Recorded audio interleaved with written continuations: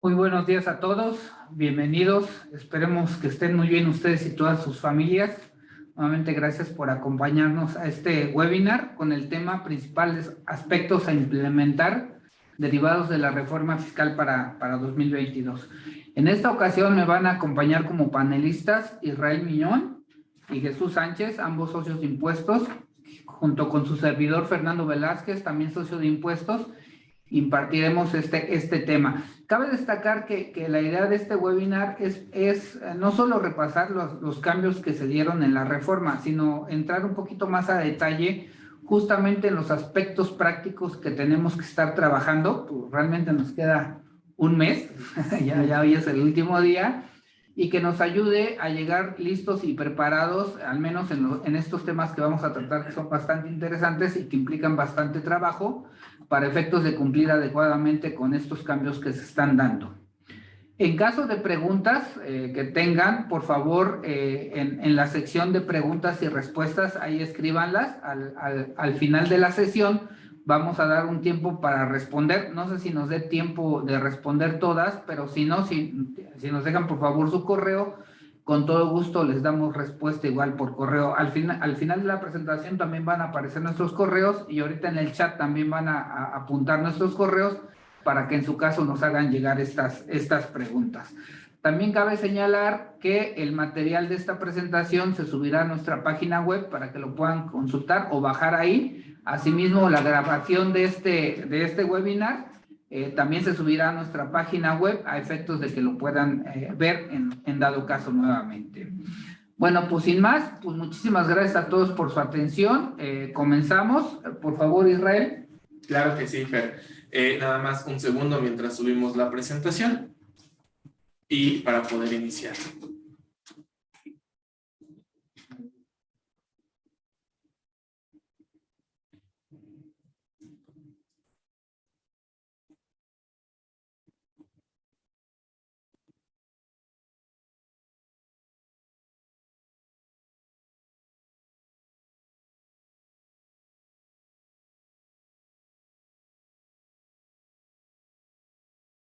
Perfecto. Entonces, uno de los primeros temas que vamos a tocar el día de hoy específicamente es todo aquello aplicable a comprobantes fiscales digitales por Internet. Yo creo que aquí es importante señalar específicamente parte de estos temas. No nos va a dar tiempo de tocar desafortunadamente todos, pero vamos a platicar de los más importantes.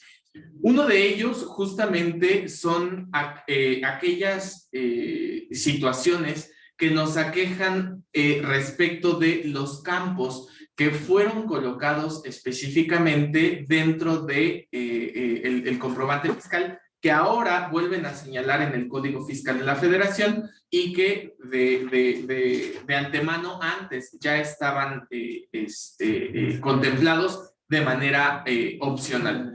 Un segundo nada más, estamos teniendo un pequeño detalle técnico, lo vamos a solucionar con la presentación. Sí. Listo. Entonces, dentro de estos cambios que yo señalaba, aquí específicamente, uno de ellos es el nombre o razón social de la persona o el emisor del comprobante fiscal. Recordemos que antes era suficiente con colocar única y exclusivamente la parte del RFC. No obstante, el día de hoy lo que nosotros ya observamos dentro de código es, me lo vuelven a pedir de manera obligatoria el colocar. Aquí cuidado con errores que tuvimos en el pasado cuando esto era obligatorio. y en aquellos entonces yo recuerdo que teníamos problemas al momento de colocar de manera adecuada el nombre completo. A veces, en caso de personas físicas, llegábamos a poner de manera errónea el apellido o algunas otras situaciones, como por ejemplo pudiera ser ortografía. Aquí hay que cuidar muchísimo esta situación, nuevamente, al momento de parametrizar los sistemas. También el nombre o razón social de quien recibe el comprobante fiscal, así como su código postal. Recordemos que antes era obligatorio únicamente colocar el código postal del emisor, y si se encontraba dentro de algún código postal en específico, con alguna sucursal o matriz, única y exclusivamente colocar ese dato, ¿no? Ahora también nos están pidiendo el código postal del que recibe y también su nombre o razón social. Y volvemos justamente a parte de lo que comentábamos hace un momento. Y es específicamente que al momento de emitirlo, lo emitamos de manera correcta. Nuevamente, hay que cuidar que el comprobante fiscal sí cuente con el nombre completo y correcto de la persona que recibiría, y esto, bueno, también se puede volver por ahí una serie de complicaciones a nivel sistema, a nivel también de la persona que recibe, verificar que su nombre sea correcto, y por supuesto, esto nos puede llevar en algunas ocasiones a cancelar algunos comprobantes fiscales, hasta que tengamos el comprobante de manera adecuada, ¿no? Entonces, estos dos primeros campos, si se dan cuenta, el día de hoy los tenemos dentro del desagregado de campos en el comprobante fiscal. Sin embargo, se encuentran a nivel opcional. ¿Qué hay que hacer? Adaptar sistemas específicamente para que se emitan de manera correcta. Otro punto también, aquí muy importante que están señalando, es respecto de aquellos números que estamos ocupando nosotros para identificar el producto o el servicio con el cual estamos facturando lo que nosotros prestamos o bienes que entregamos, ¿no? Aquí, ojo, hacen una precisión que si nosotros estamos ocupando un código para señalar que vendemos, por poner un ejemplo, vendemos caballos y gatos, y por el otro lado resulta que vendemos productos químicos, la autoridad de manera automática lo que va a hacer es actualizar el Registro Federal de Contribuyentes, señalando que ahora vendemos caballos y gatos, simple y sencillamente por ocupar de manera errónea el código de producto de servicio. Entonces, ¿qué es lo que tendríamos que estar haciendo en esta situación? Primero, tenemos que volver a revisar que lo que nosotros ya parametrizamos de manera previa dentro de nuestro sistema, que el código de producto de servicio sea correcto. Si no, insisto, la autoridad podría de manera automática actualizar las actividades registradas ante el RFC. Y aguas con que ocupemos alguna que tenga alguna obligación estatal o alguna obligación adicional que se tenga que estar cumpliendo, ¿no? Otro punto también que llama mucho la atención es el uso que le va a dar al CFDI el receptor. ¿En qué sentido? Aquí prácticamente, y lo vamos a ver un poquito más adelante, se pretende actualizar el catálogo del uso del comprobante fiscal. En este sentido, yo creo que valdría la pena señalar que antes, cuando teníamos o cuando manejábamos el comprobante fiscal a través de la guía, observábamos que el uso del CFDI se manejaba no tanto como opcional, pero sí como un campo que no tenía mayor repercusión. Incluso la propia guía señalaba que si tú te equivocabas en el uso del comprobante fiscal, no te preocupes, no hay necesidad de que refactures. Sin embargo, el día de hoy, esta clave del uso del CFDI, que creen que fue incorporada al Código Fiscal de la Federación. Y lo que pretenden, insisto, es ampliar el catálogo y ya siendo un marco dentro del Código Fiscal de la Federación, híjole, pues ya me preocupa en términos generales. ¿Qué es lo que tendríamos que estar vigilando? Uno, que venga el uso adecuado. Dos, que nuestro sistema contemple el nuevo catálogo. Y 3, por supuesto, que si llega a haber alguna desviación con el uso que le dimos respecto de el que maneja el comprobante fiscal, ahora sí, no sé cómo vaya a salir la guía, más adelante también vamos a platicar de la nueva versión que pretende sacar la autoridad. No sé si en la guía nos vayan a seguir permitiendo específicamente el que no coloquemos, el que no refacturemos por poner de manera errónea esta clave. Entonces, si se dan cuenta, hasta el momento nada más hemos manejado 4 puntos. Y esos 4 puntos nos llevan a hacer adaptaciones a sistemas, a hacer adaptaciones también a ciertos procesos internos que nosotros podemos llegar a tener como control.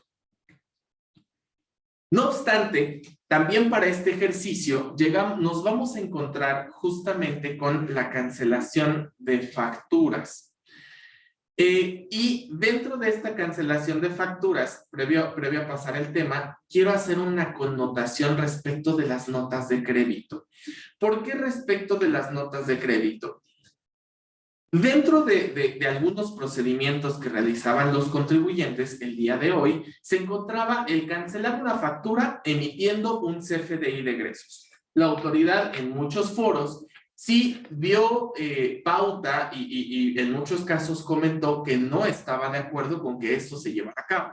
Porque para ello, por supuesto, existía un procedimiento en reglas de resolución en donde prácticamente nos señalaba cuál era el procedimiento para llevarlo a cabo.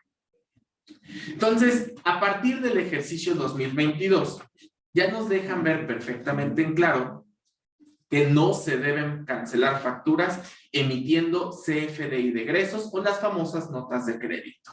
No obstante, también dentro de las notas de crédito nos están colocando un punto muy particular que es el contar con justificación y soporte documental que acredite la emisión del comprobante de egresos o de la nota de crédito. Entonces me quedo pensando, ¿qué justificación o soporte tengo que guardar dentro de mis expedientes electrónicos o dentro de mi información física para soportar que di u otorgué alguna bonificación o simplemente recibí una devolución? Entonces, no nada más se va a tratar específicamente de emitir la nota de crédito y listo, ¿no? Sino ahora también de contar con el sustento. Oye, otorgamos un descuento. ¿Con base en qué? Una política, perfecto. Entonces, enséñame la política. ¿Qué crees que era un descuento por pronto pago? ¿Y realmente sí te pagó anticipado? Era un descuento por volumen y realmente sí superó el volumen. ¿Ya vieron realmente el trabajo que tenemos que hacer? Y esto entra en vigor el 1 de enero del 2022.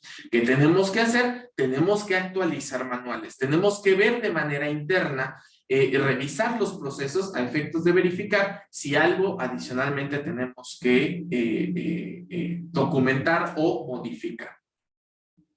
CFDI de egresos no documentados, fíjense lo que aclara el código, no podrán ser disminuidos de los comprobantes de ingresos. Y esta regla en particular, tal cual como fue redactada en código, me llama mucho la atención porque si yo me voy a impuestos sobre la renta, en renta no hacen aclaración respecto de la deducción autorizada, porque recordemos que estas son deducciones autorizadas. No obstante, ojo, Código Fiscal ya dice no van a poder ser disminuidas de los comprobantes de ingresos.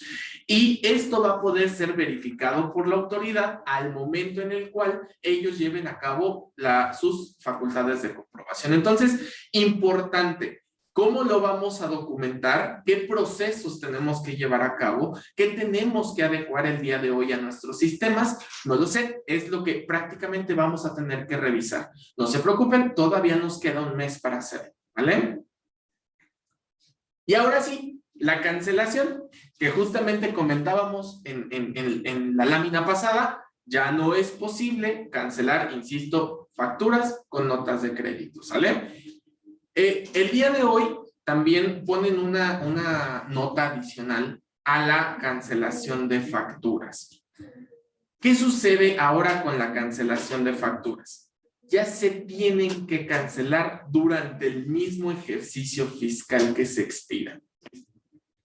Híjole, y me quedo pensando otra vez, ¿qué va a suceder con aquellas notas con aquellas, facturas que yo emita el 31 de diciembre y con el apuro de irme a brindar, las emito mal y al día siguiente me dice el receptor, ¿qué crees que te equivocaste?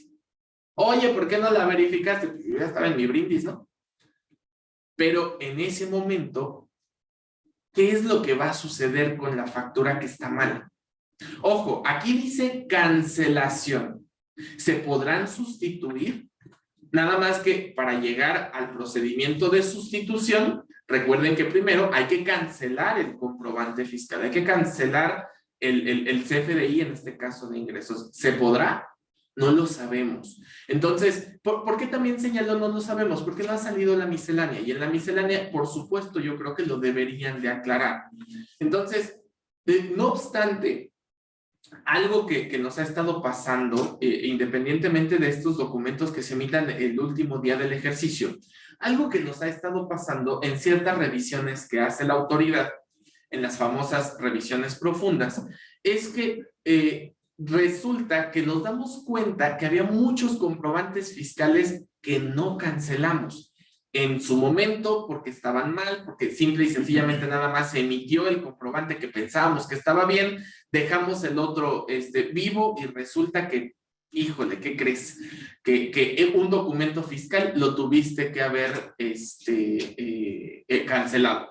Bueno, el día de hoy, algo que sí tendríamos que estar completamente conscientes es que este procedimiento de cancelación, al momento en el cual la autoridad los cierra a que se cancelen dentro del mismo ejercicio fiscal, nos obliga a tener que hacer o llevar a cabo un procedimiento en el cual nosotros identifiquemos cuáles son aquellas facturas que se tienen que quedar vivas, pero no nos podemos esperar más allá del 31 de diciembre, que quiere decir que ahora nuestro sistema tendría que machar de manera automática los comprobantes fiscales o tendría que machar de manera automática cuáles son realmente los ingresos. Si lo hacemos a posteriori, vamos a tener un problema de no poder cancelar, de tener que acumular a lo mejor de manera errónea o incluso también de no haber emitido comprobantes fiscales. Vaya, esto lleva una connotación bastante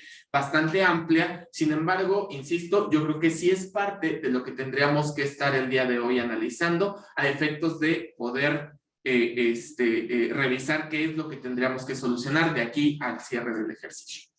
Y ojo, nada más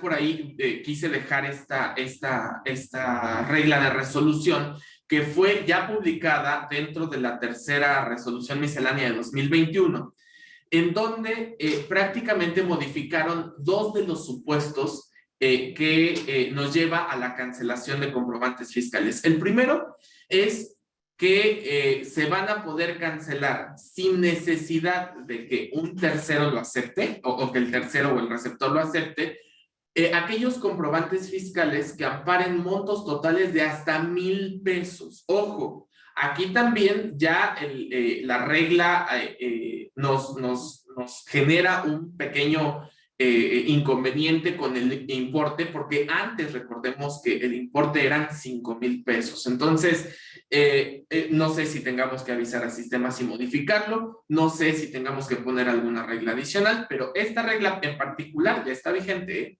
No hay necesidad de esperarnos hasta el 2022. Esto ya está vigente y fue publicado durante este mes de noviembre en el Diario Oficial de la Federación.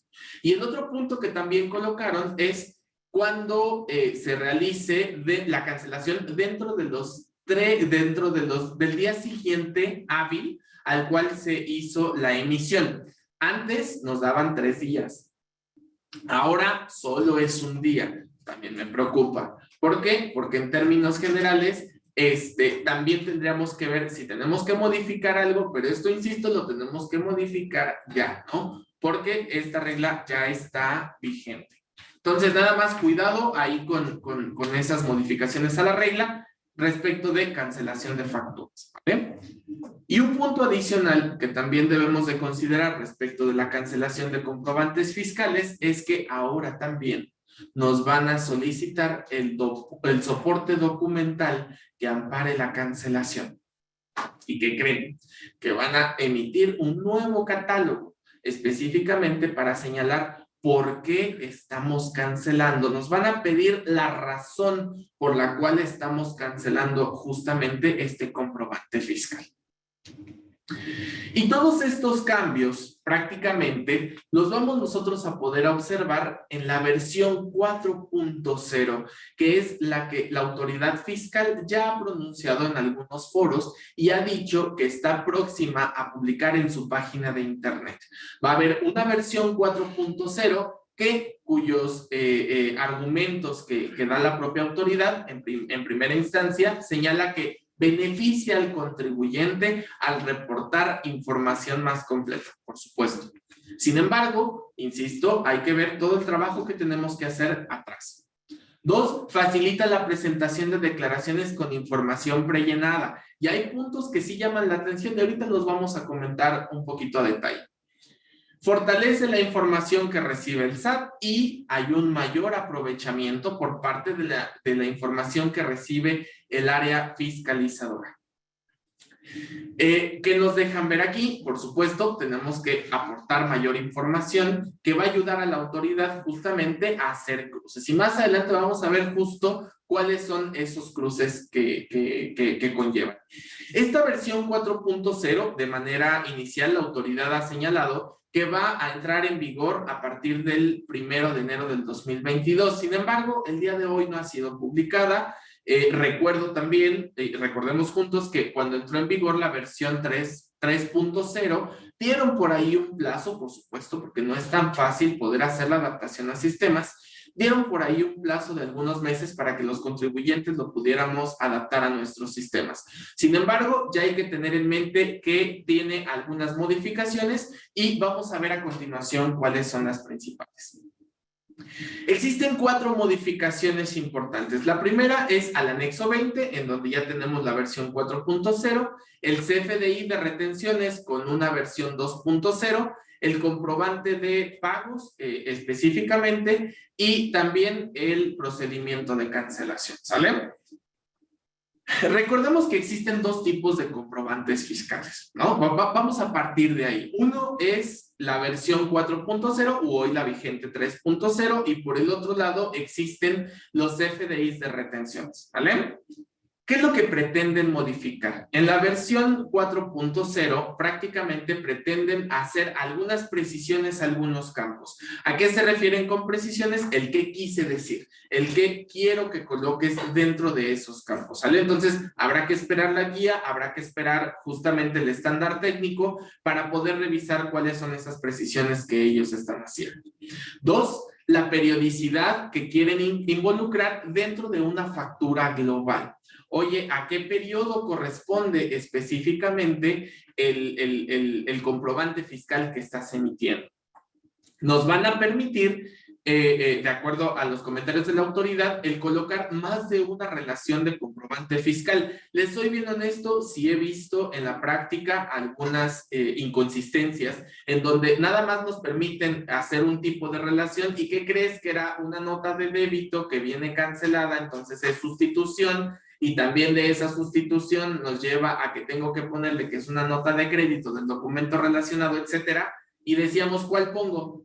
¿La sustitución o pongo la relación de la nota de crédito? Entonces, yo creo que muchos de estos temas van a poder ser aclarados y clarificados en esta nueva versión. Se amplía, por supuesto, como ya habíamos comentado, el catálogo del uso del comprobante del uso del CFDI, sí. Algunos campos que existían, ya insisto, en el estándar técnico que antes eran opcionales, ahora se van a poner obligatorios, ya los comentamos hace unos momentos.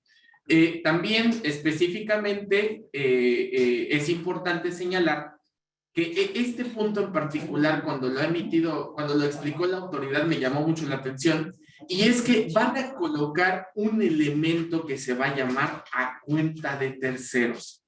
¿Se acuerdan ustedes que estábamos esperando hace algunos años, porque eso sí ya tiene algún tiempo, prácticamente un comprobante fiscal que ellos denominaron dentro de la resolución miscelánea fiscal minuta por cuenta y orden. ¿Se acuerdan? Pues bueno, ellos realmente ya lo que están señalando es que van a poner ahora un elemento que se llama a cuenta de terceros, y dentro de ese elemento ya nos van a pedir a nombre de quién se está realizando la operación, el RFC, dirección, etcétera, varios datos, ¿no? Incluso dentro de una presentación que ha explicado la propia autoridad, dice, va a sustituir el elemento por cuenta y orden, ¿no? Entonces, ahí yo creo que hay que estar pendientes específicamente de a qué se va a referir realmente, cuándo lo vamos a tener que ocupar y vamos a tener que esperar las reglas, ¿no? El otro punto también que están señalando es que se va a incluir un campo para que nosotros señalemos si se trata de comercio exterior, exportación, para que de manera automática me exija que yo coloque el comprobante fiscal de comercio exterior, es decir, el complemento, ¿no?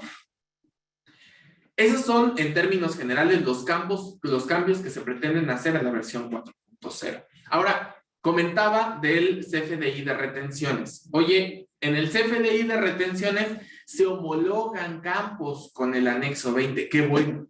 ¡Qué bueno! Porque antes nos hacían falta. Antes no podíamos poner algunos campos que sí teníamos en el anterior, como era el nombre completo, el RFC, la dirección, etcétera. Ahora ya van a tratar de homologar justamente los campos, ¿no? También se agregará el nodo relación de comprobantes fiscales. Antes no existía. Allá no lo teníamos, allá no sabíamos si podíamos unir los comprobantes fiscales, muchos nos las ingeniábamos, les soy bien honesto, y lo poníamos dentro del concepto, pero ahora ya lo vamos a poder hacer con este nodo. Y ojo, que también va a aplicar el motivo de cancelación, aceptación y sustitución. Entonces, hay que estar muy al pendiente, insisto, de cómo vayan a sacar esta guía, porque sí va a implicar bastante trabajo, principalmente para nuestras áreas de sistemas, porque este comprobante se dejó, lo quisiera llamar muy en el olvido, nada más se ha sacado una versión, y ahora con todos estos cambios, vaya que tendríamos que hacer bastantes adecuaciones para poderlos emitir. Complemento de pagos, fíjense que aquí está bien interesante también el total de impuestos que se están reteniendo y o trasladando. Ojo, y esto más adelante lo va a comentar mi socio Jesús con la parte de IVA. Ya nos van a pedir un desagregado de cuánto estás cobrando de IVA, aun y cuando sea al cero o sea exento. Más a mi favor que sea exento, ¿no? Y más adelante, insisto, lo vamos a comentar. Se está cambiando el estándar de moneda con base al ISO 4217, que es prácticamente un estándar internacional. Las mismas medidas que se utilizan de manera internacional son las que pretende ocupar ahora la autoridad. ¿Cambiará todo el catálogo? No lo sé, ¿no? Entonces, habría también que revisar esta situación. Se elimina el método de pago del documento relacionado. La verdad es que hasta yo decía, ¿ok? Pero el día de hoy, bueno, ya la autoridad está señalando que se va a eliminar. Y dentro de la cancelación de los comprobantes fiscales, ya amarrando justamente con lo que comentamos hace unos momentos, se va a incluir un campo para señalar el motivo de cancelación. Habrá que esperar cuál va a ser el catálogo en específico y ver qué es lo que tendríamos que estar nosotros argumentando en cada motivo de cancelación. Actualmente están señalando 4 claves, no sabemos cuántas vayan a quedar al final. Sin embargo, sí es importante que tengamos en mente que habrá que diseñar un nuevo sistema o un nuevo catálogo que adapten nuestros equipos de sistemas. Activación automática del campo de relación del comprobante fiscal cuando nosotros cancelemos uno de estos para que podamos poner el CFDI, ¿no? Entonces, interesantes los cambios que se vienen. No olviden ahorita justo lo que acabamos de comentar, porque viene muy ligado con lo que es la reforma 2022, ¿vale? Y me quedo pensando de esta versión 4.0. Primero, los plazos no están definidos todavía. Insisto, la autoridad a través de diversos medios ha dicho, yo quiero que entre en vigor el 1 de enero. Habrá que ver específicamente cuándo publican los estándares. Por supuesto, armaremos un webinar especial para ustedes para explicar los estándares y ver cuáles serían los plazos que estarían publicando las propias autoridades. Habrá que esperar la resolución miscelánea de 2022.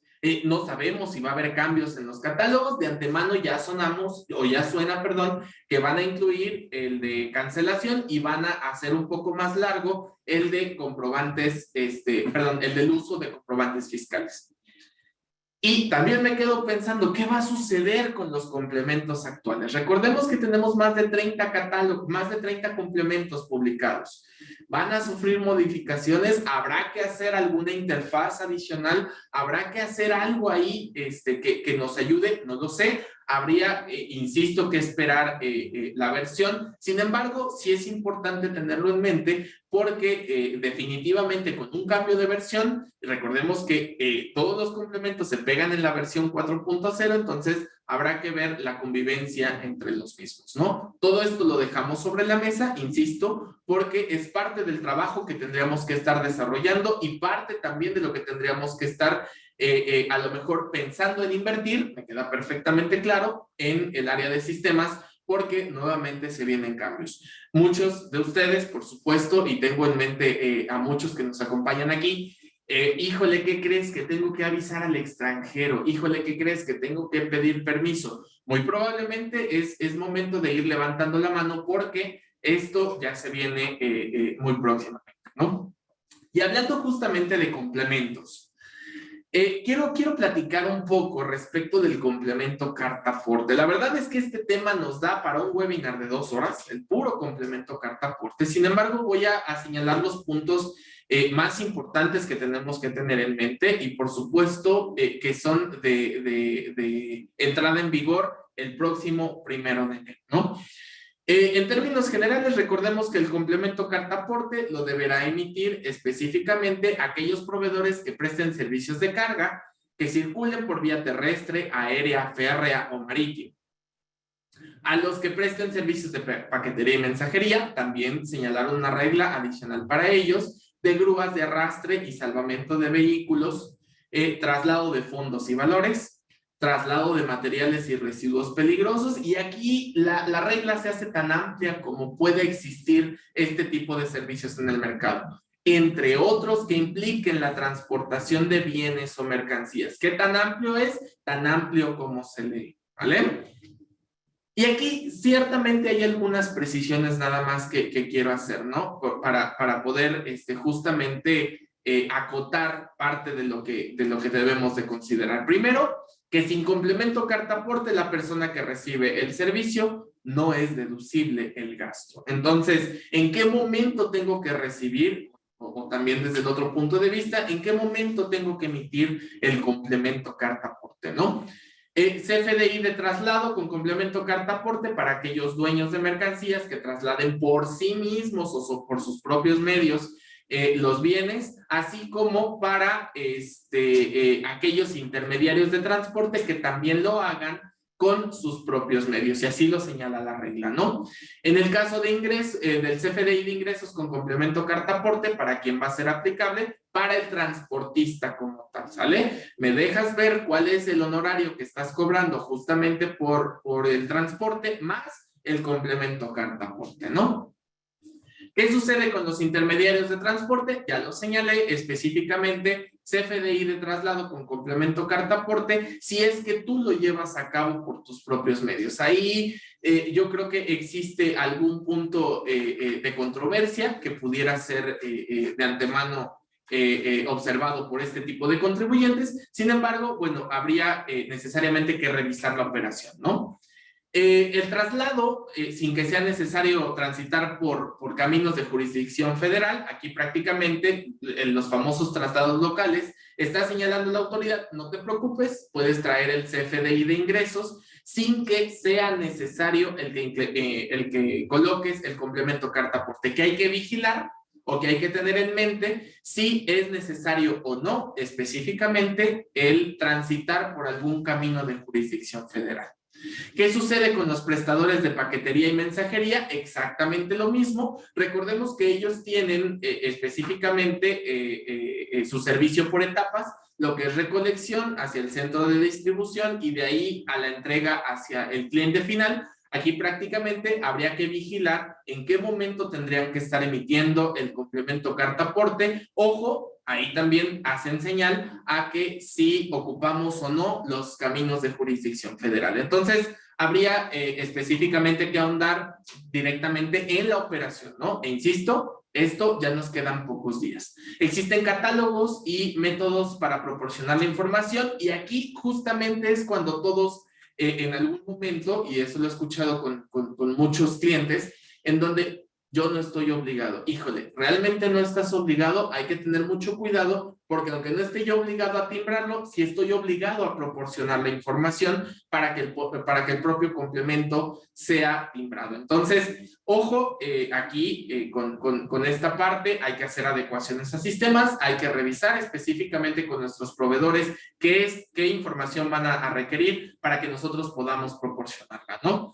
Recientemente salió la publicación de la cuarta versión anticipada de la resolución miscelánea fiscal, en donde ya están poniendo como obligatorio hasta el 1 de enero. Entonces, habría nada más que estar muy al pendiente de esta situación y ya darle continuidad para que terminemos en diciembre con esta situación, ¿no? Y ya por último, nada más para dejarles aquí en mente respecto de los comprobantes fiscales, ojo, pusieron nuevas causales de suspensión temporal de los comprobantes fiscales y ellos, el primero es que encuentren discrepancia entre las bases de datos del SAT y lo que nosotros declaramos. Esto ya existía, pero fíjense, incluye ahora los recibos electrónicos de pago. ¿Se acuerdan que les dije que ya íbamos a tener nodos de impuestos trasladados y retenidos? Aquí está, ¿eh? Entonces, aguas, porque ya va a haber más cruces de información. Ya están incluyendo también estados de cuenta, expedientes, documentos o cualquier base de datos con la cual cuente la autoridad. Importante nuevamente, hacer match. Tenemos forzosamente que hacer match de información de lo que estamos declarando contra lo que está en contabilidad y versus los comprobantes fiscales. Esto ya no lo podemos dejar para después. No, se tiene que volver una práctica constante de manera mensual para que no tengamos diferencias contra la autoridad.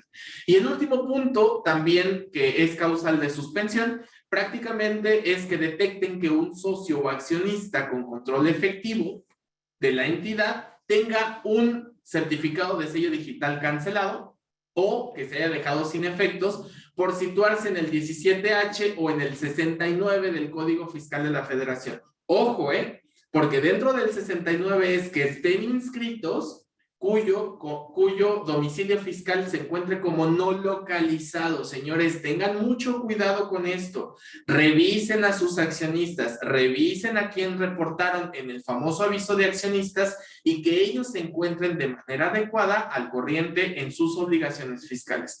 Porque si no, la persona moral va a ser perjudicada con la suspensión temporal de su sello. O bien que dicho socio tenga control efectivo de otra entidad y a esta otra entidad se le haya suspendido el sello o se le haya cancelado el sello. Entonces, revisen el árbol genealógico, vamos a ver que todos estén al corriente, porque si no, nos vamos a encontrar con serios problemas de suspensión del sello, ¿sale? Entonces, por mi parte, prácticamente sería todo. Esto es lo correspondiente a comprobantes fiscales y le cedo la palabra a mi socio Jesús Sánchez para que nos platique respecto de el impuesto al valor agregado.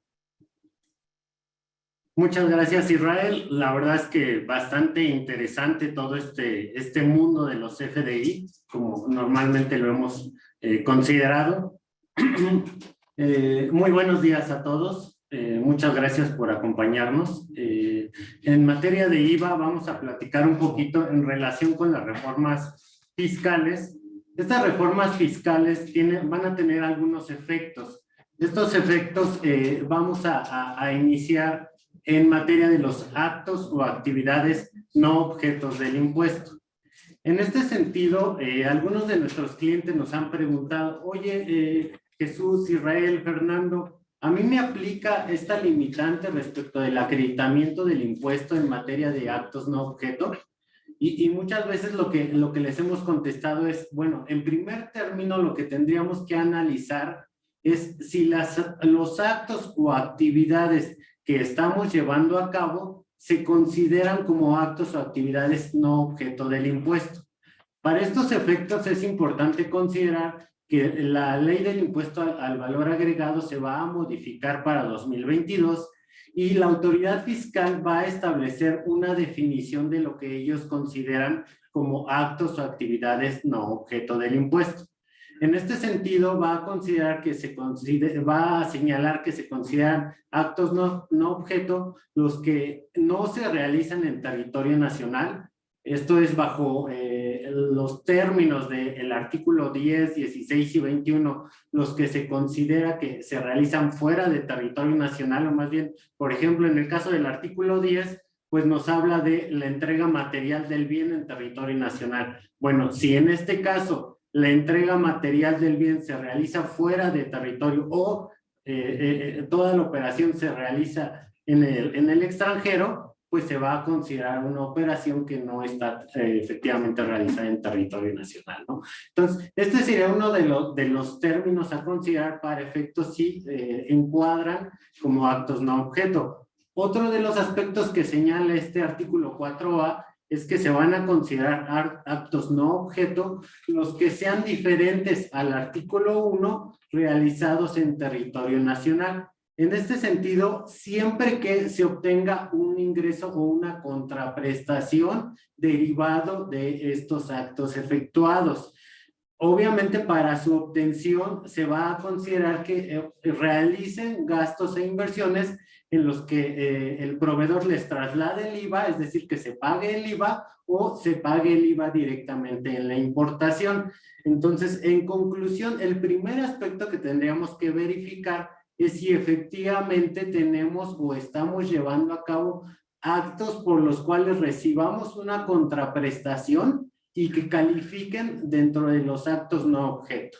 Algunos clientes me van a decir, oye, yo tengo actos grabados a la tasa del 16, oye, yo tengo actos grabados a la tasa 0%. Bueno, en ese sentido, los que tengamos actos grabados a la tasa 16 o tasa 0, pues se consideran que obviamente no van a sufrir esta limitante respecto del acreditamiento del IVA. No obstante, tenemos que hacer el análisis por si llegáramos a tener actos no objeto, pues en este sentido sí vamos a entrar dentro de esta limitante. Y en este sentido vamos a tratar de revisar un ejemplo para que quede un poquito más claro. Este es prácticamente el ejemplo de una operación que es usual en algunos de nuestros clientes, en los cuales aquí estamos señalando que una compañía enajena bienes a un cliente en el extranjero, pero estos bienes que adquiere esta compañía son adquiridos a un proveedor parte relacionada en el extranjero y por tanto lo que se realiza en la trazabilidad de esta operación es que el bien del extranjero se traslada desde un punto del extranjero hacia otro punto en el extranjero sin que en ningún momento vaya a tocar territorio nacional. Esto es decir, en ningún momento se puede llegar a considerar una operación realizada en territorio nacional, por tanto, encuadra perfectamente en el ejemplo que acabamos de señalar como un acto no objeto. Ahora bien, si yo detecto que tengo operaciones o actividades bajo este supuesto, la siguiente pregunta sería, ¿qué efecto va a tener esto en mi determinación del IVA aplicable a partir de 2022?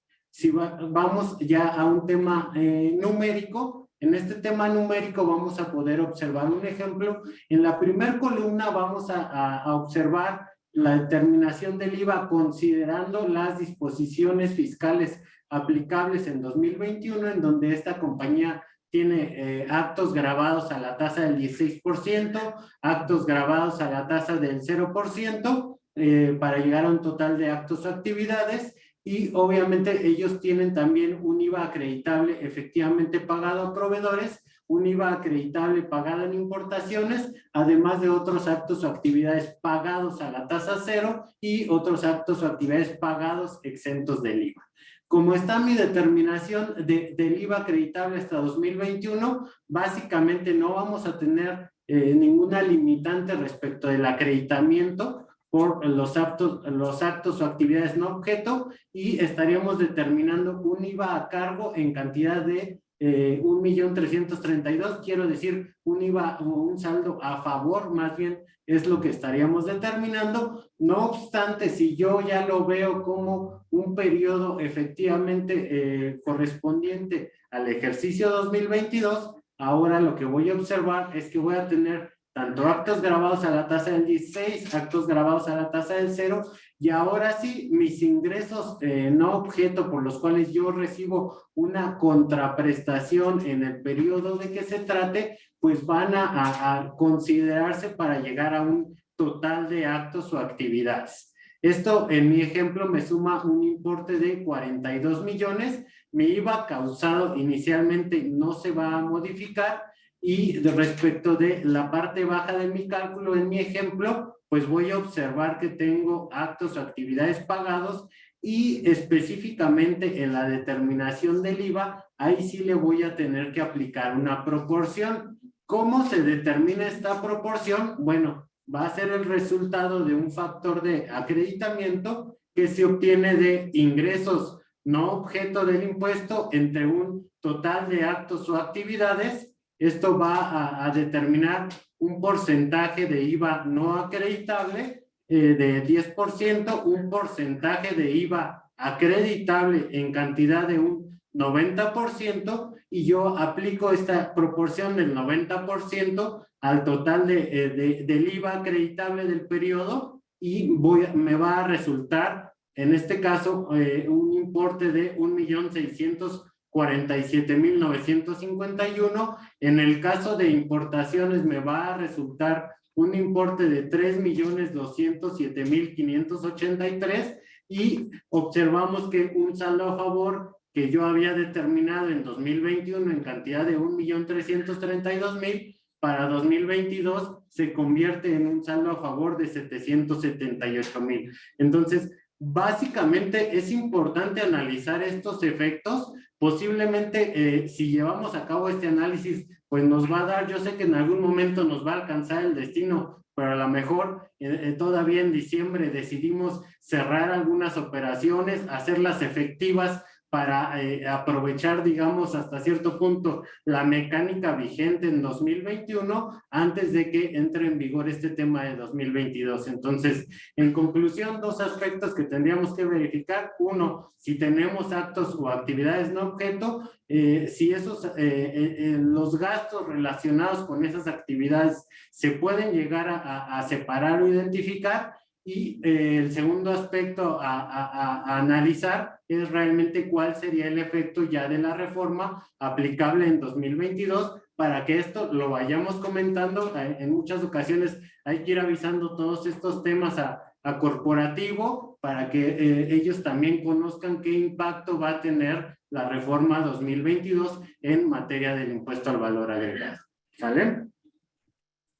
Otro de los aspectos importantes que tenemos derivados de la reforma 2022 en materia de IVA es lo relativo a los pedimentos de importación. Aquí yo sí he tenido casos, hemos tenido clientes que llevan a cabo el proceso de importación a través de un tercero, y derivado de este proceso a través de un tercero, pues se obtiene como resultado que el pedimento de importación no se encuentre a nombre del contribuyente. En este sentido, se establece como un requisito aplicable a partir de 2022 que en materia de IVA, en el caso de la importación, pues el pedimento se consigne el nombre del contribuyente que pretende llevar a cabo el acreditamiento, y obviamente también el pago del IVA debe de constar en este pedimento.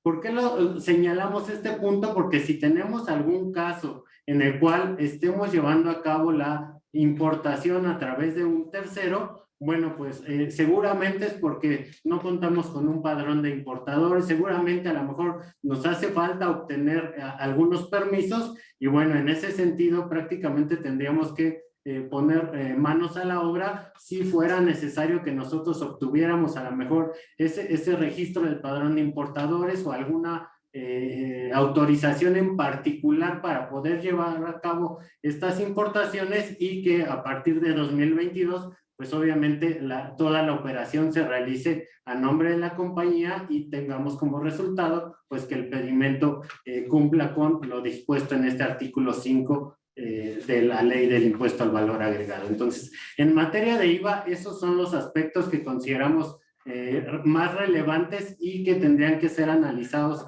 a la voz de ya, con la finalidad de implementar las medidas requeridas dentro de prácticamente las actividades de la compañía.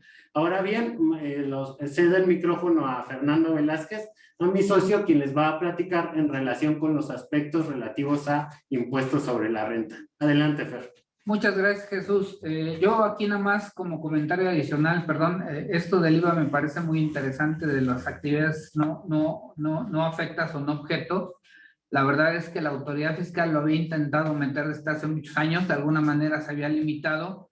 Este año sí pasó e incluso yo creo que está la importancia, acuérdense nada más como antecedente, que si bien es cierto que las autoridades fiscales no han modificado tasas o incrementado impuestos, lo que se han hecho es limitar deducciones y en este caso limitar la posibilidad de llevar a cabo acreditamientos cuando se tienen actos o actividades no objeto.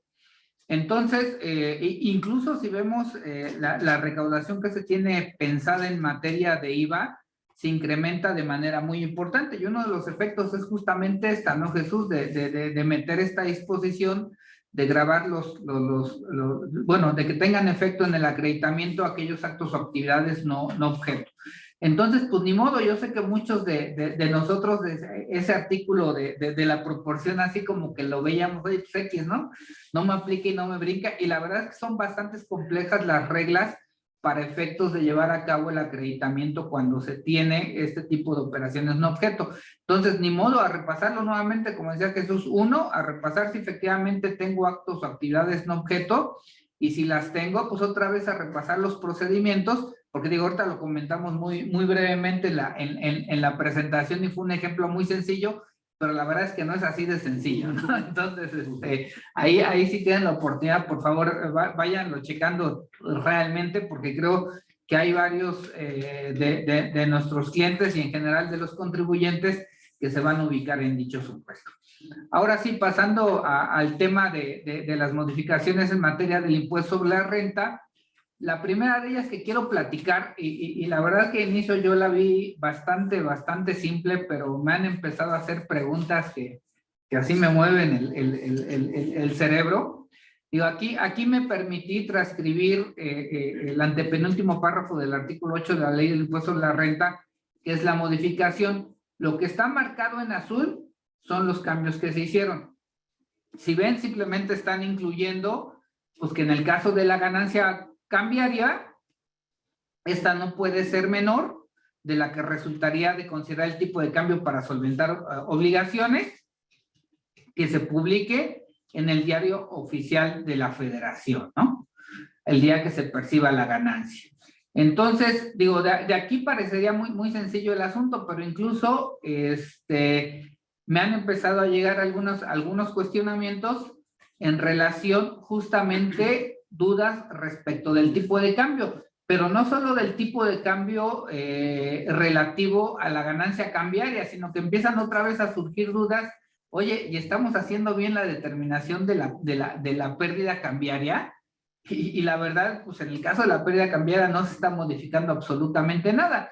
Sin embargo, creo que vale la pena pues sí repasar este tema, porque con este cambio, porque efectivamente era un procedimiento que ya teníamos establecido de hace muchísimos años. Digo, este parrafito no se había movido, ya no tengo memoria, pero fácilmente tiene más de 15 años, si no es que más de 20 años que estaba ahí vigente, tanto en la ley del impuesto sobre la renta, y ahora se está dando este ajuste, ¿no? ¿Qué es lo que se había hecho con anterioridad en relación con la ganancia cambiaria? Digo, nada más como antecedente para tenerlo presente, ¿no? En algunos casos, no lo digo en todos, pero en algunos casos sí se había tomado la interpretación que dado que este artículo de la ley del impuesto sobre la renta no señalaba de manera expresa y literal el tipo de cambio aplicable para determinar la ganancia cambiaria en el caso, obviamente, de los créditos. Ahí se habían tomado algunos criterios, básicamente cuáles, ¿no? Uno, dado que expresamente no se los señalaba, pues tomar el tipo de cambio de compra, ¿no? Que ahora sí que al cual yo vendería mis dólares, porque obviamente este es un pago que me van a realizar mis clientes, y con el cual realizaría esos dólares que yo recibo, lo cual suena relativamente congruente, ¿no? O en muchos casos estaba el famoso tipo de cambio corporativo, ¿no? Que a veces no entendíamos qué era eso, pero nos decían, pues es que yo en el sistema me dijeron del corporativo que aplicar este tipo de cambio, ¿no? Y decían, híjole, pero de alguna manera tendría que tener cierta razonabilidad con el mercado, ¿no? Entonces ahí era parte del tema, pero era algunas de las interpretaciones que se dieron justamente ante la falta de que este antepenúltimo párrafo del artículo 8 no señalaba expresamente cómo se debía o qué tipo de cambio se tendría que aplicar para efectos de determinar la ganancia cambiaria. En el caso de la pérdida cambiaria, pues digo, ahí estaba el criterio. Sin embargo, digo, ya estaba clara la regla, bueno, eso creía yo, ¿no? Sin embargo, platicando con varios clientes, resulta que incluso para efectos de determinar la pérdida cambiaria, se tomaba el tipo de cambio publicado el primer día hábil del mes siguiente, en algunos casos se tomaba el tipo de cambio publicado el último día del mes, o incluso en algunos casos también se tomaba el tipo de cambio publicado el día anterior al último del mes. Y entonces ahorita con el pretexto de la ganancia cambiaria, de repente nos empezamos todos a preguntar, oye, pero espérame, ¿no? Digo, no solo para la ganancia, ¿no? Sino también para la pérdida, ¿qué tipo de cambio tengo que aplicar entonces, no? Entonces, creo que sí, efectivamente resulta necesario repasar nuevamente este tema, ¿no? Para efectos de definirlo. Y para estos efectos, igual me permití transcribir lo que señala el tercer párrafo del artículo 20. Perdónenme, aquí les puse renta, es el Código Fiscal de la Federación. Una disculpa ahí por el error en la lámina. Que señala que para determinar las contribuciones y sus accesorios se considerará el tipo de cambio a que se haya adquirido la moneda extranjera de que se trate, y no habiendo adquisición, que básicamente es el punto para determinar la ganancia o pérdida devengada, se estará el tipo de cambio que el Banco de México publique en el Diario Oficial de la Federación, y aquí, a diferencia de renta, se hace el señalamiento que se haya sido publicado el día anterior a aquel en que se causen las contribuciones, ¿sale? Entonces, de entrada, si lo viéramos, lo que dice renta en relación con lo que dice código para determinar las contribuciones, que técnicamente me tendría que aplicar esta disposición también, porque a fin de cuentas es un ingreso o una deducción que es base justamente para determinar el impuesto sobre la renta. Entonces, efectivamente, una interpretación es obviamente que tendría que aplicar este artículo 20, porque a fin de cuentas es base tanto la ganancia como la pérdida cambiaria para efectos de determinar las contribuciones. Sin embargo, aquí en este caso del Código Fiscal de la Federación, sí señala que es el publicado el día anterior. ¿Cuál es la lógica de esto? Yo les quiero compartir el antecedente para que de fondo entendamos un poquito por qué el artículo 20 del Código Fiscal de la Federación hace referencia a que se utilice el tipo de cambio publicado el día anterior. Y esto básicamente va en relación con la metodología que sigue justamente el Banco de México para efectos de determinar el tipo de cambio para solventar obligaciones que se publica en el Diario Oficial de la Federación, que es básicamente lo que hace el Banco de México bajo el procedimiento que está establecido. Bueno, el Banco de México obtiene cotizaciones del tipo de cambio de compra del dólar para operaciones liquidables, pero el segundo día hábil bancario del que obtiene estas cotizaciones. Esto significa, por ejemplo, que si nos paramos el día de hoy, que estamos a 30 de noviembre, el Banco de México pide la cotización del tipo de cambio que estará vigente el 2 de diciembre, ¿sale? Entonces, con base en estas reglas, unas reglas aritméticas que tiene ahí financieras y demás, que quien gusta puede verlos, se publica en el Diario Oficial de la Federación el tipo de cambio, ¿sale?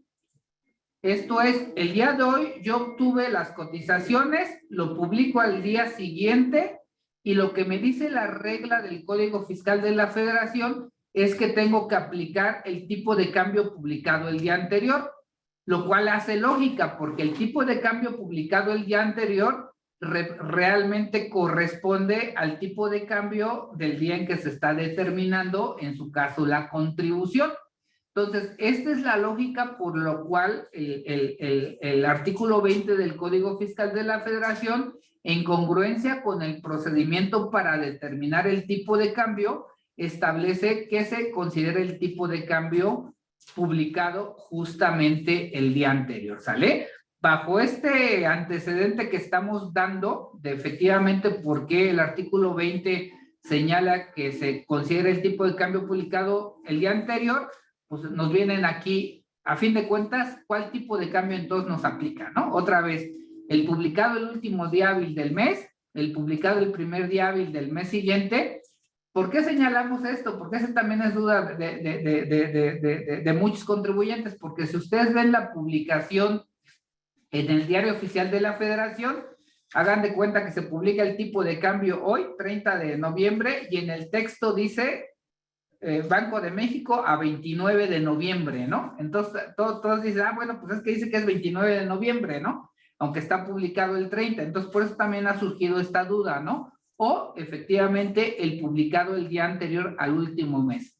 La verdad es que cualquiera de estos criterios, y más ahorita que está muy volátil el tipo de cambio, podría generar diferencias importantes, obviamente dependiendo del monto de los dólares o de la moneda extranjera. Tenemos compañías que sí tienen tanto créditos como deudas importantes en moneda extranjera. Aquí nada más les puse como ejemplo los tipos de cambio publicados el 1 de octubre, publicado como tal, 2056, el 30 de septiembre, 2049, y el 29 de septiembre, 2030. En cada uno de ellos hay casi, en todos los casos, 20 centavos de diferencia. Entonces, si esto lo evaluamos por los dólares, se pueden hacer cantidades muy importantes, ¿no? Ahora sí, ya les di muchas largas, ¿no? Me dirán, pero entonces, ¿qué tipo de cambio aplican? ¿No? La realidad es, entonces, la sugerencia, hagamos un alto para reevaluar, digo, la entrada en vigor, obviamente, el tipo de cambio que tenemos que aplicar con base en esta modificación para la ganancia cambiaria, pero también el de la pérdida cambiaria para efectos de determinar un criterio que sea congruente.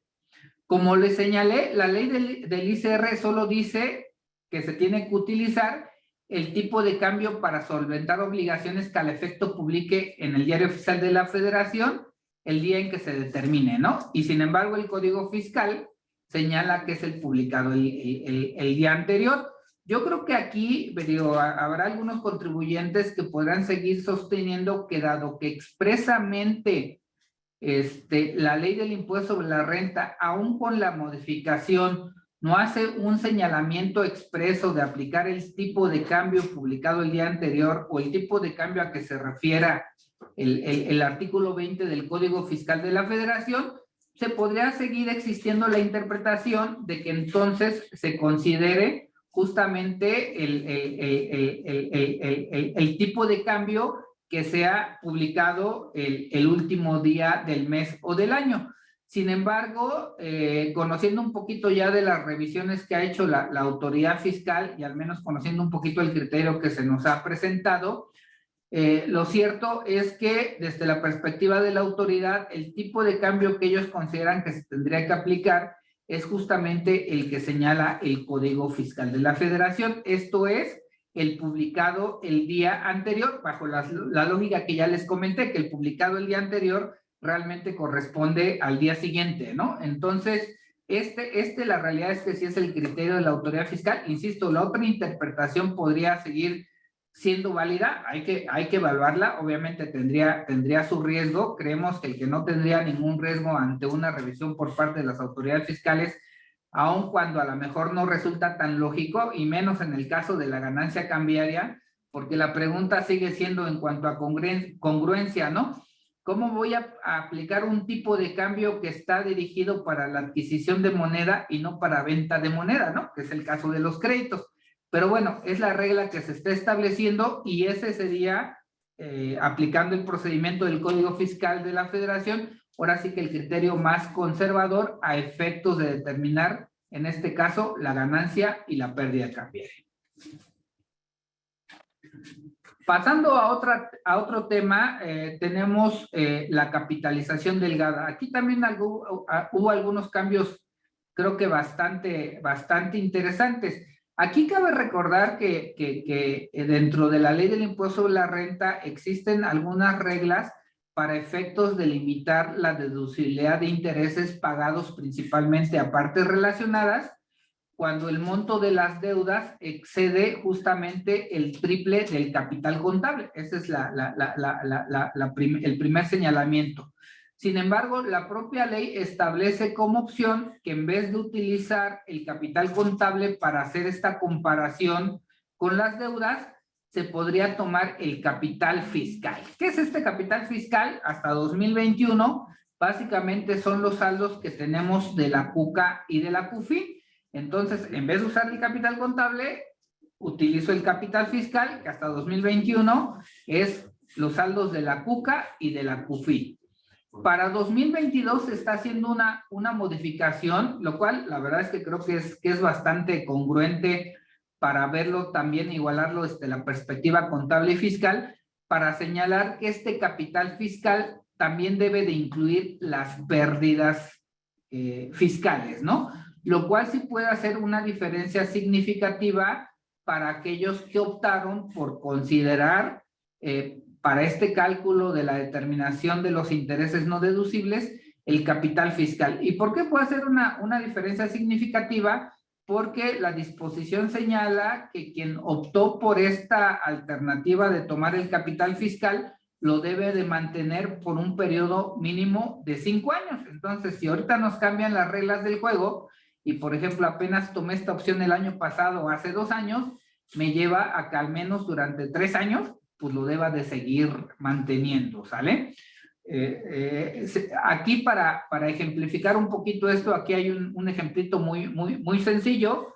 Tenemos una columna de 2021 y una columna de 2022 ya básicamente con las reglas. Si nos vamos a 2021 en este ejemplo práctico, hacemos una determinación donde tenemos cuál es el saldo promedio anual de todas las deudas que devengan intereses a cargo, 1,000,000 de pesos. Tenemos que, considerando solo la CUCA y la CUFIN, multiplicada por 3, digo, con el procedimiento saldos iniciales y finales, obviamente, nos da que tenemos un monto de 1,200,000 y por lo tanto, dado que el capital contable, en este caso el capital fiscal, es mayor que las deudas que devengan intereses, pues aquí no tengo ningún tema de no deducibilidad de intereses. En este supuesto, el 100% de los intereses que se hubieran devengado durante el ejercicio pagados a partes relacionadas serían deducibles al 100%. ¿Qué pasa si nos incluyen o incluimos este efecto de las pérdidas para 2022? En este supuesto yo estoy suponiendo que para 2022, incluso hasta puede ser para 2021, porque no se incluían, tenía pérdidas por 600,000 pesos. Entonces simplemente aquí hago el cambio, ¿no? Aquí ya varía, el triple de mi capital contable ya es mucho menor. ¿Por qué? Porque estoy disminuyendo justamente el monto de las pérdidas fiscales.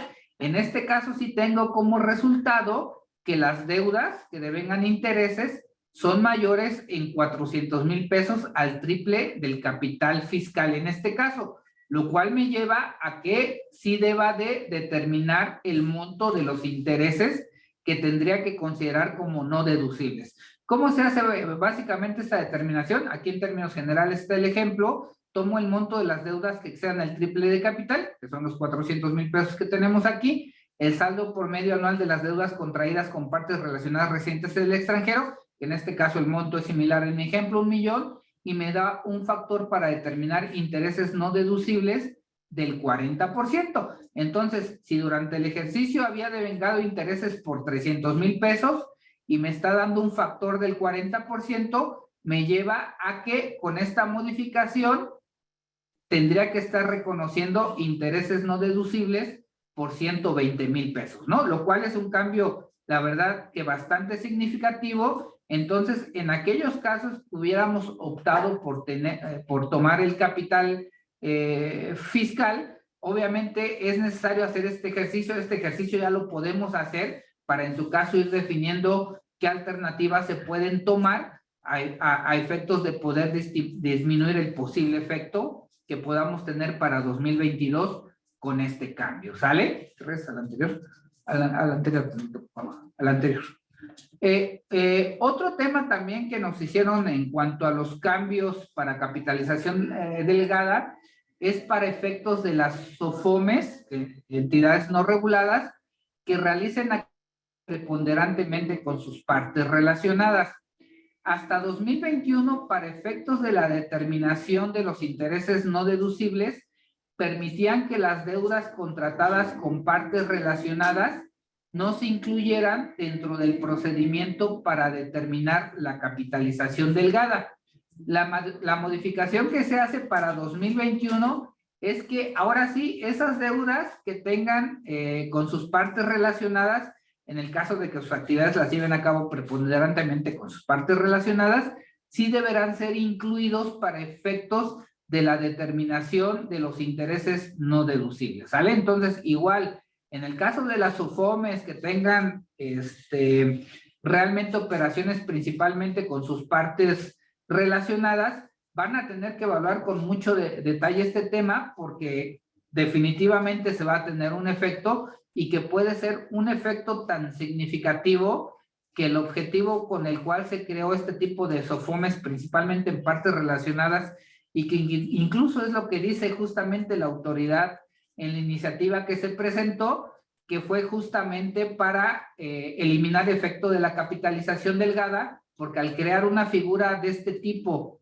que daba esta exención de no incluir las deudas, pues justamente te brincabas el hecho de que si te daban el préstamo directamente tú a una compañía del grupo, sí tenías que hacer la determinación de la capitalización delgada y posiblemente te hubiera dado un interés no deducible. Digo, entonces, sí va a resultar muy importante verificar esta situación en el caso de las SOFOMES para definir los efectos que tenemos, que insisto, podrían ser realmente bastante importantes.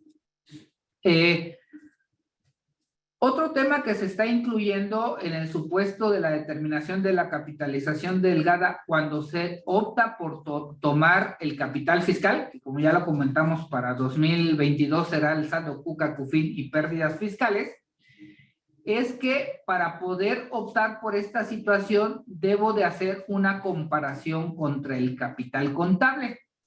Lo que me señala la regla es que si el capital fiscal es mayor en un 20% al capital contable, yo aquí puse un ejemplo numérico, es superior en un 100%, aquí para que no haya duda, en este supuesto, que es mayor al 20%, sí tengo que soportar documentalmente y con argumentos cuál es el origen de la diferencia, ¿sale? Si me dicen, pues es inflación, dices, perfecto, ¿no? Pues es inflación, ese efecto es completamente entendible y por lo tanto puedo seguir optando por tomar el capital fiscal. Pero si me dicen por ahí, oye, es que fíjate que la diferencia es porque compré una compañía que traía CUFIN justamente para incrementar el saldo, es justamente lo que está buscando la autoridad para tratar de limitar que se utilicen este tipo de estrategias y que con ese tipo de estrategias podamos evitar el tener un interés no deducible al aplicar esta opción en la determinación de los intereses no deducibles. Entonces, lo mismo, si estamos optando por tomar el capital fiscal, tenemos que hacer esta comparación contra el capital contable y si el capital fiscal es mayor en un 20% a mi capital contable, lo debo de tener debidamente soportado porque en caso de una revisión, justamente me va a pedir todo el soporte y todos los argumentos que demuestren a qué se debe el origen de tal diferencia, ¿sale? Por último, aquí nada más para repasar el tema de las pérdidas por créditos incobrables. Se está haciendo una modificación para 2022 y la verdad es que creo que es bastante importante, igual obviamente con el objetivo de limitar las deducciones que actualmente se llevan a cabo, señalando que en el caso de aquellos créditos mayores a 30,000 UDIs, para que se considere que efectivamente es incobrable, se debe de obtener la resolución definitiva emitida por la autoridad competente con la que se demuestre haber agotado las gestiones de cobro o incluso la adicionan en su caso que fue imposible la ejecución de la resolución favorable. Entonces, obviamente esto nos cambia mucho porque el requisito actual en el caso de los créditos mayores a 30,000 UDIs es simplemente que se haya demandado ante la autoridad judicial el pago del crédito. Entonces, la verdad es que hasta este año es relativamente sencillo para efectos fiscales llevar a cabo la deducción de este tipo de créditos. Entonces, aquí la recomendación, pues necesitamos, obviamente, para 2001, ver si tenemos situaciones de este tipo para, en su caso, poder llevar a cabo la deducción correspondiente.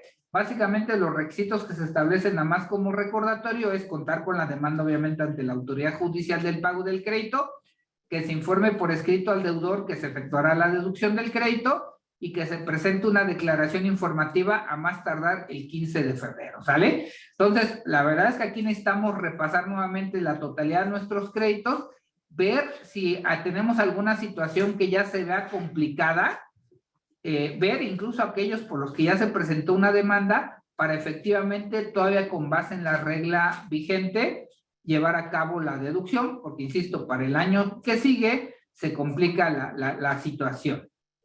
No obstante, aquí cabe recordar que la disposición no es limitativa.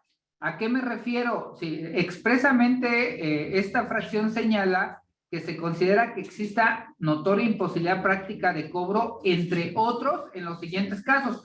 Uno de los supuestos es justamente este que acabamos de comentar, pero insisto, no es limitativa. Podría haber algunos otros supuestos que si efectivamente se demuestra que se tienen los elementos para soportar que el crédito es incobrable, se podría llevar a cabo, se podría evaluar el hecho de efectivamente llevar a cabo su deducción.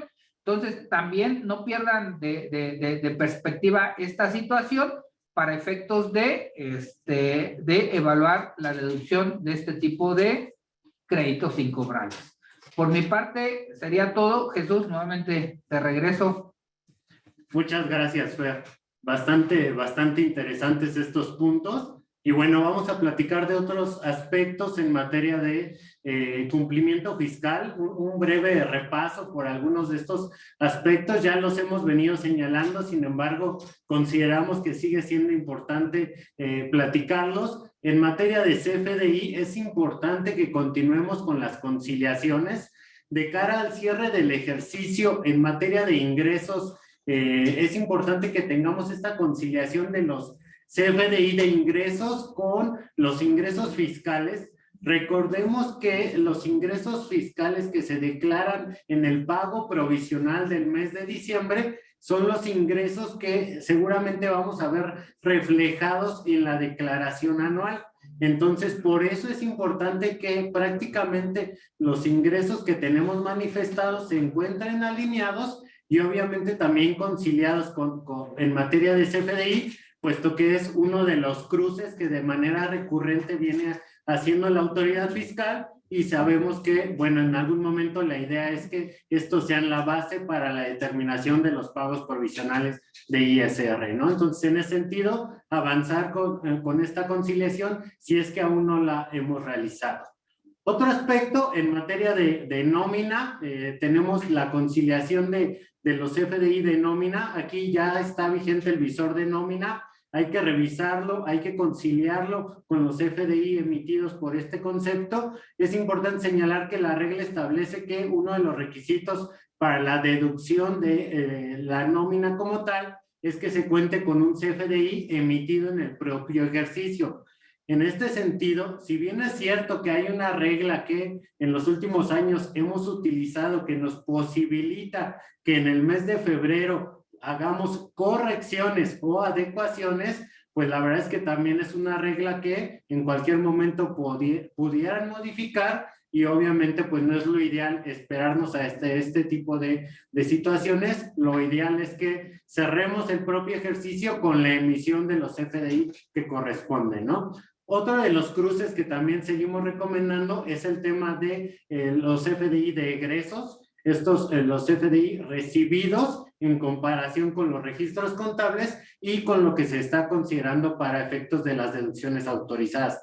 Si bien es cierto que sabemos que no todas las deducciones deben estar soportadas con un CFDI, bueno, es un ejercicio sano que se sugiere llevar a cabo, puesto que hemos tenido casos de revisiones en donde la autoridad llega y te dice, a ver, chaparrito, de aquí 5 años para atrás, muéstrame toda tu conciliación de los FDI recibidos en comparación con tus deducciones autorizadas. Y nos pone a trabajar pues de sobremanera en ese momento, ¿no? Entonces, la sugerencia es que vayamos avanzando con este trabajo y no lo dejemos para ejercicios siguientes en donde, bueno, pues ya se nos junta con el trabajo del día a día. Otro de los aspectos es la conciliación del CFDI de pagos.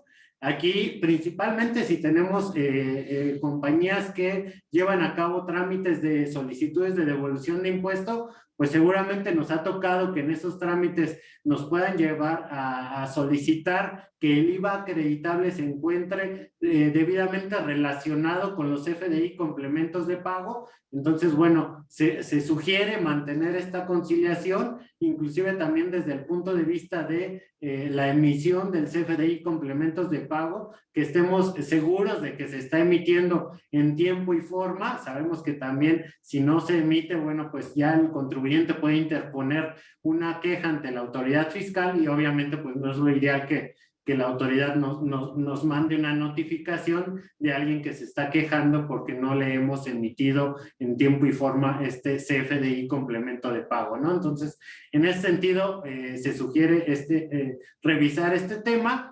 Retenciones de ISR IVA. La semana pasada, la cuenta para mí al menos fue de 2 clientes que recibí o que me hablaron y me dijeron, tengo una revisión de conciliación, revisión de CFDI retenciones en comparación con lo que yo efectivamente enteré en las declaraciones de ciertos periodos. Entonces, esta es una constante, prácticamente podríamos decir que esto llegó para quedarse, o sea, vamos a vivir con los oficios invitación de manera permanente. Entonces, pues la sugerencia es establecer los controles adecuados para poder hacer frente a este tipo de revisiones. Y por último, bueno, también tener en consideración pues que es importante que llevemos a cabo la verificación de nuestros proveedores en materia de operaciones simuladas con la finalidad de poder detectar en tiempo si tenemos un proveedor que caiga en esta situación para efectos de poder acreditar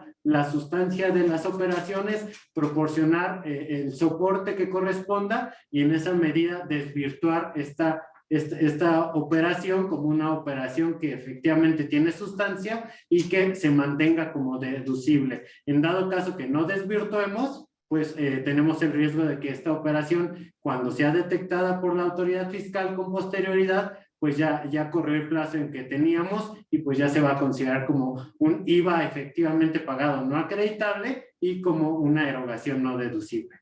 La que sigue, por favor. Aquí nada más para repasar algunos de los aspectos que seguimos considerando muy importantes de documentar en el día a día de las operaciones, el famoso concepto de materialidad. Vale la pena señalar que también a partir de 2020 entró en vigor esta presunción, esta posibilidad que tienen las autoridades fiscales de presumir que los actos carecen de una razón de negocios cuando ellos consideren que únicamente se llevan a cabo con la finalidad de obtener un beneficio fiscal y que no hay sustancia económica. Entonces, en ese sentido, sugerimos que las compañías lleven a cabo los análisis correspondientes, obviamente para documentar que las operaciones tienen una razón de negocios y estar listos ante cualquier revisión de parte de la autoridad fiscal. En materia de soportes, es importante que se lleven a cabo en todas las operaciones, pero la verdad es que lo que nos ha tocado en la práctica es que luego las más difíciles de soportar pues son las de operaciones con partes relacionadas, ¿no? Increíblemente estas por llevarse a cabo entre casa o dentro de la misma casa, pues a veces no se soportan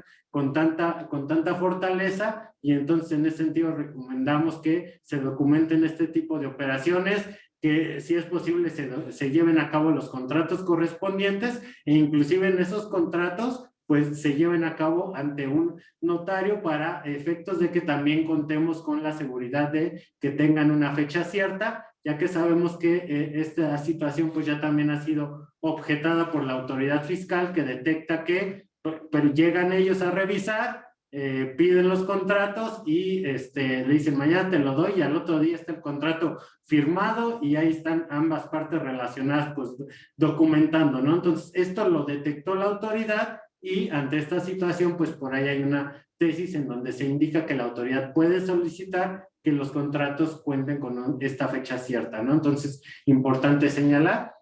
La que sigue, por favor.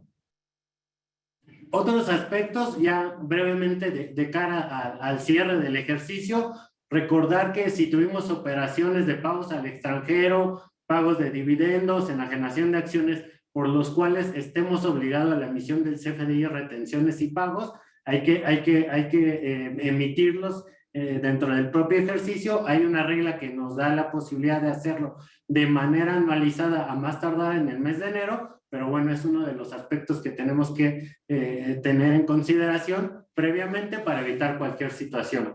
Otro aspecto, la obtención de constancia de residencia fiscal.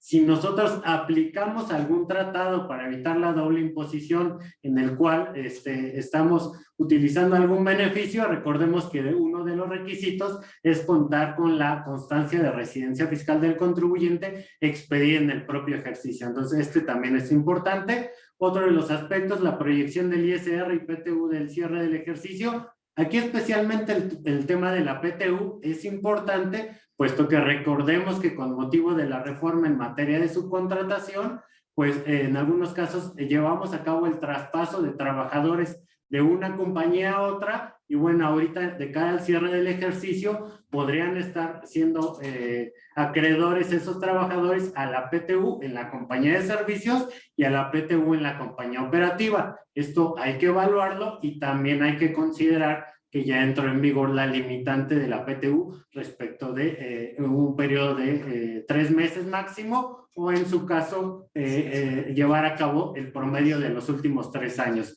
Entonces, esto es importante porque posiblemente la PTU no necesariamente va a ser el 10%, sino que ya con esta limitante de los 3 meses pudiera ser un efecto menor. Entonces, hay que irlo evaluando, se sugiere documentarlo. En materia de obligaciones relacionadas con el REPSE, nada más muy rápido, si nosotros estamos recibiendo este tipo de servicios, recordemos que tenemos que solicitar al proveedor de servicios que nos proporcione su alta REPSE, además de los CFDI relacionados a los trabajadores que estén llevando a cabo el servicio, el tema de las cuotas obrero-patronales relacionadas con esos trabajadores, y verificar que todo el cumplimiento se esté llevando a cabo. Esto es una obligación para efectos de que nosotros podamos llevar a cabo la deducción de esta operación. Recordatorio, se dio la quinta publicación de las tasas efectivas el 21 de noviembre. En este sentido, estas tasas efectivas son aplicables para grandes contribuyentes. Sin embargo, es importante que las tengamos en consideración, puesto que va a ser un indicador que la autoridad fiscal va a tomar en consideración para efectivamente verificar que se esté cumpliendo con las obligaciones fiscales de manera adecuada. Entonces, aunque no seamos grande contribuyente, sugerimos llevar a cabo esta comparación. Si somos grande contribuyente, pues prácticamente la tendremos que llevar a cabo, ¿no? Y por último, ya nada más un aviso parroquial. Derivado de todas estas modificaciones en tema de las disposiciones fiscales aplicables para 2022, y también considerando que obtener una cita a veces se vuelve bastante complejo, pues la verdad es que sugerimos verificar la vigencia de la e-firma para efectos de llevar a cabo su renovación a través del portal y no nos veamos en una situación en la cual tengamos que estar solicitando una cita que no la podamos obtener y después cuando acudamos a recibir el trámite, pues que efectivamente tengamos alguna objeción derivado de que algún socio o accionista tenga algún incumplimiento en las disposiciones fiscales. Entonces, básicamente, algunos de los aspectos a considerar y te cedo la palabra, Fernando. Adelante, muchas gracias. Pues muchísimas gracias a todos por habernos acompañado. La verdad es que tenemos muchísimas preguntas. Vamos a tomarnos aquí unos 2 minutitos para efectos de tratar de contestar al menos las mínimas. No sé, Jesús, ahí veo una del IVA, no sé si gustes. Dice, ¿qué pasa si nuestros proveedores no nos entregan en tiempo y forma el REP para el cálculo del IVA mensual? Bueno, este es un punto muy importante.